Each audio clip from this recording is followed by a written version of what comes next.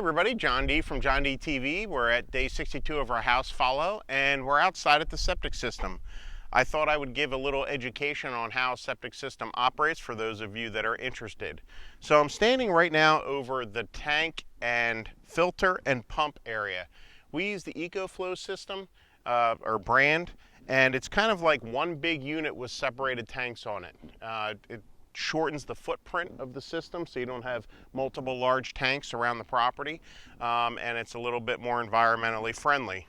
And I'll explain more about that later. So how it works, or how any septic system at-grade bed system works, is the sewage comes out of the house into the first initial large tank.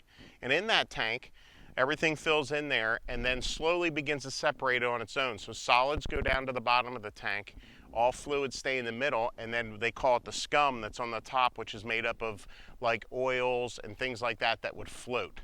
So once you have that separation, you have the fluid in the middle, or the effluent, and that goes out of a pipe, naturally flows out of that pipe and into this cocoa filter.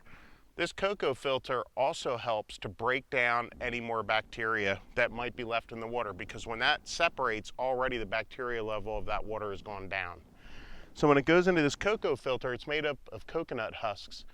This little bit of solids that might be in that water actually attach to those husks and get stuck in there, and the water continues to travel through and go into this last tank. This last tank is the pump tank. And what that pump tank does is there's floats inside, and once it gets to a certain level, it pumps that water into the grade bed system. So we have a bed of stone with pipes in it, and the water comes out of there, the fluid comes out of there, goes into the stone bed and leaches down through the stone bed and then through the ground. Basically, that water, when it gets down to the water table, is clean again. So it sounds a little crazy. It's kind of like the whole natural earth filter, but it does work. The reason this is so environmentally friendly is the coconut husks. In this tank, they have the coconut husks that are all ground up into little chips.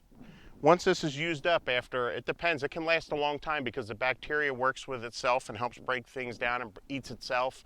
So as long as people aren't putting down too many harsh chemicals, you can get possibly 5-7 years out of this cocoa filter.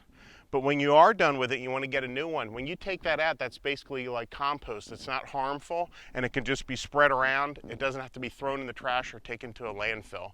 So that's one of the reasons we prefer this brand. So in the upcoming days, we're going to get the bed covered with dirt and then topsoil so we can put the lawn over top of it. You can see we still have some pipes. We have, that way you have access to clean the pipe out as you go, and ventilation. There's a trap here, and then it goes into this final tank. So as we start to grade, we'll get everything covered up, and then we'll get this all prepped for a yard. I hope you enjoyed our little septic lesson today. I know it's not the favorite subject of everyone, but I thought it might be interesting to some of the people out there. I hope you have a great day, and thanks for tuning in.